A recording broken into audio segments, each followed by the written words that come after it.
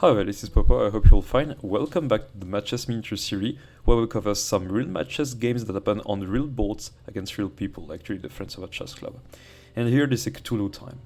So I waited a long time before introducing Cthulhu, because this was the secret faction of the game, and even I didn't introduce Nagas yet, because I still think that the actual form of Naga is not that good. This is one of the last faction I introduced them, so the game I'm going to show you is pretty recent, actually. So when I introduced the Cthulhus, my friends were like, nah, how this is supposed to be strong?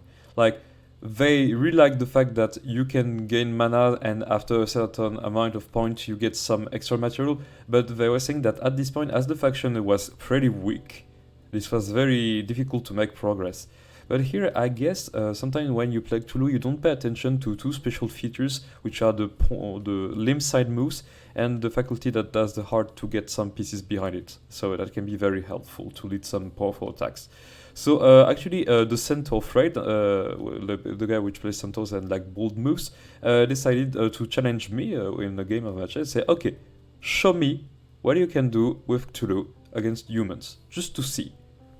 And so then we sat on the table and we played the game. The game is pretty short because it didn't last more than 15 minutes. I just played very quickly the moves. It was like a blitz game approximately. We just played moves.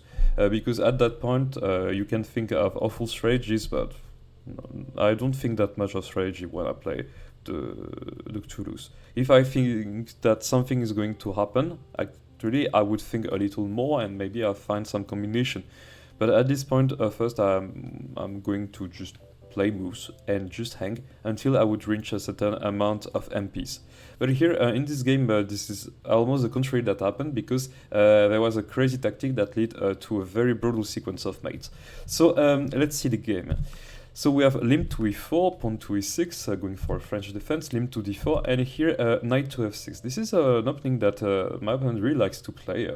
Why not? I don't know all the theory, but I decided to go for something very classic with the Cthulhus. Able to g5. The aim is that you pin this knight, and at the time you would try to kick it, then you just have to take, and then you gain 10 MPs. And I'm already at 6, so this is cool. And this is exactly what happened, because you have pawn to h6, so I will captures, and then queen captures. Here you have a lot of options to play, but as this queen was out very early, I wanted to put at least a limb on e5. And you'll see that this limb on e5 is very important. Why? Because when you reach 50 MPs, this limb is able to turn into a tube. Remember, and I'm 20 MPs. So if I can add on a little more, I would be able to get this extra knight very early in the game. So here in this position you can consider a few moves. You can decide to retreat the queen this way or this way. My opponent thought it was a coward move, and you can actually play this kind of move, for example.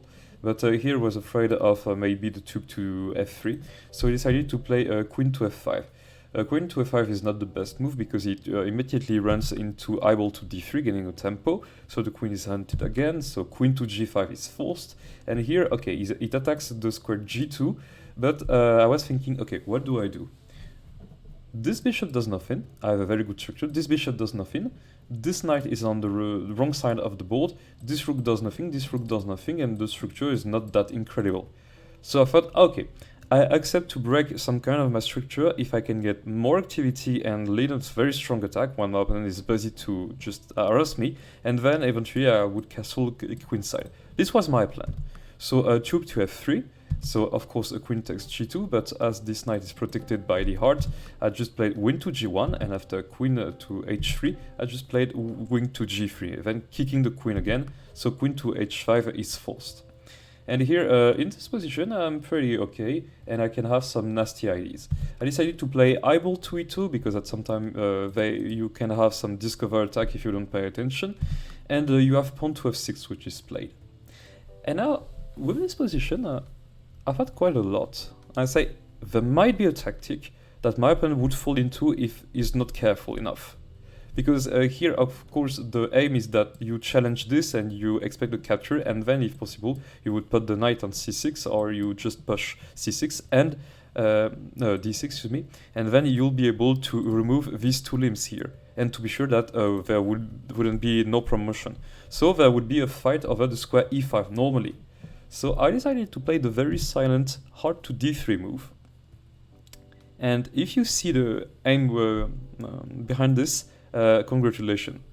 So we have pawn captures, and here normally you recapture. But I decided not to recapture, because I found an amazing combination. So feel free to pause the video and find the winning ID for white while I give you a couple of seconds.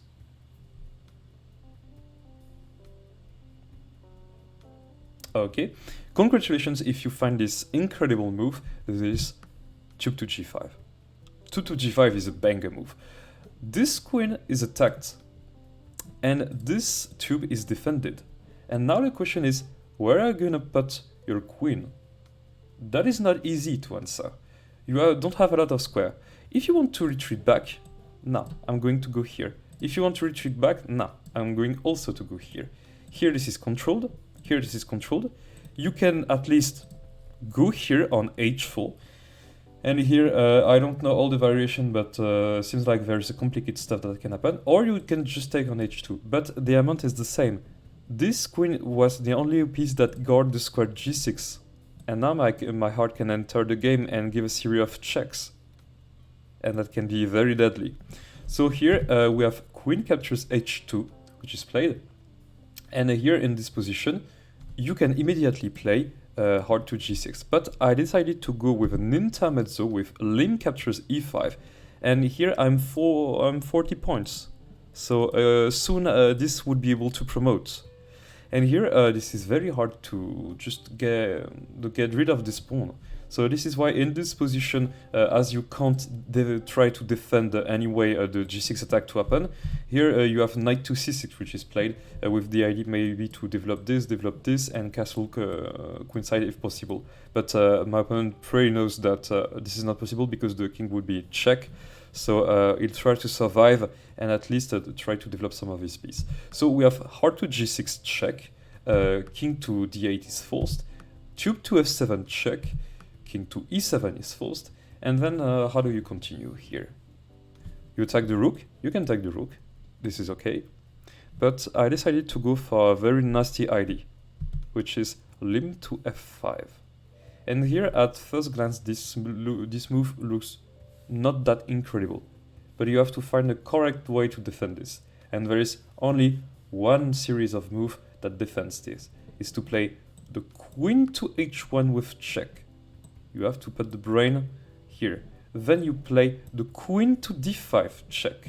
Then you have to defend with the eyeball, with the idea to take this pawn, but for now it's pretty well defended. Then you play the queen to a5 check, and after you defend, then you have to play d6. And now you're safe. At least for a moment. You can have some deadly strategies here. I tried to analyze and go for a combination, but every time black had a move to survive a little more turn, but this position is completely winning for white, of course. There's no combination such that gives mate. But here in this position, my opponent thought about his rook and was saying, okay, yes, of course, I'm in very bad shape, but here actually maybe I can have some counterplay with the queen to h1 check. So let's first save the rook, to be sure that nothing serious happens, and then we're going to see what we can actually do. But of course this is a major blunder, because it just threw the game off. Like, basically, this is a mating combination. So feel free to pause the video and find the winning ID for white while I give you a couple of seconds.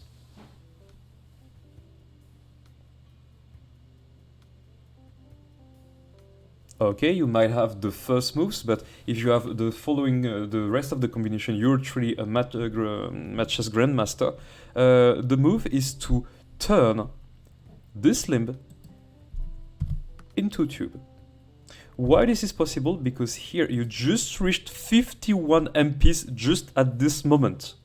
So this is the right moment to promote. So this is why turning to tube is a good idea. And then what do you play?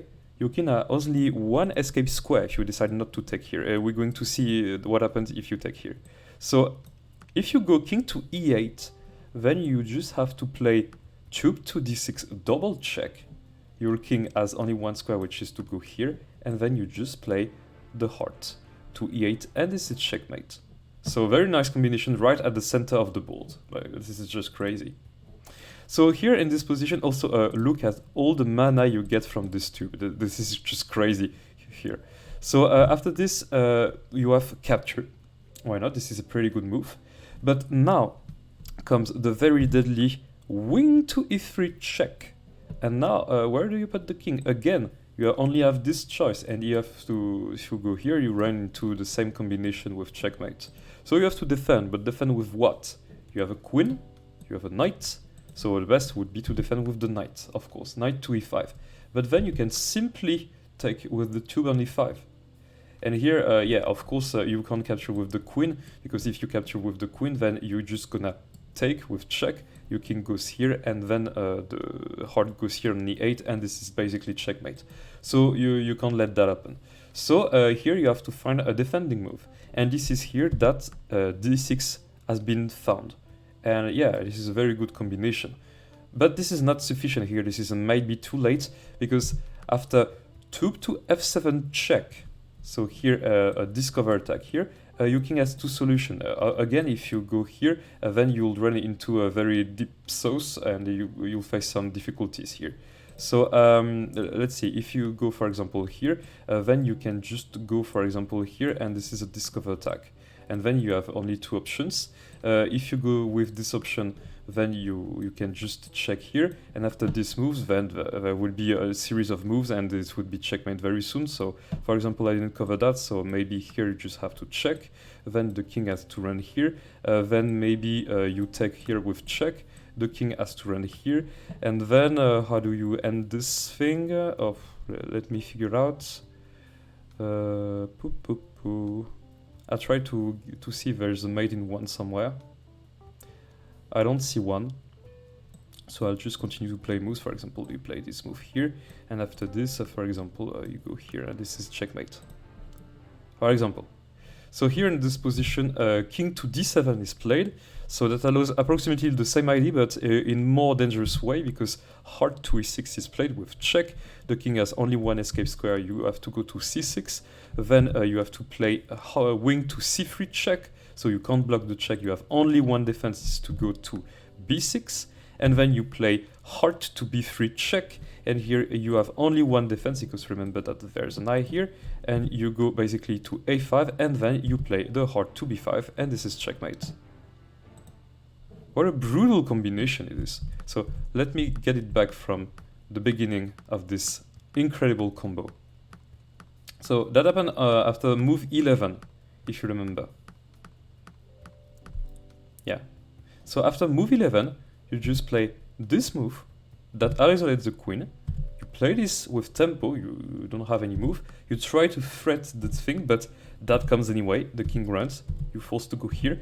Then this little imp to f5 is very hard, and here the blunder. Rook to g8 is a very bad move. It seems good, but this is over, because check, go here, check, go here, you take, you can't do anything, so you try to open the position, check, you go here, check, you go here, check, you go here, check, you go here, checkmate. So a brutal game with the Toulouse. So it was a very rapid game, so maybe my opponent wasn't focused enough.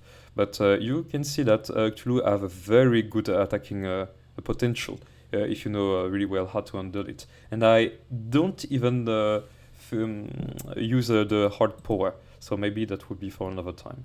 So anyway, I hope you enjoyed this game as I do, and we're going to see each other next time for another match chess game. So see you then, bye.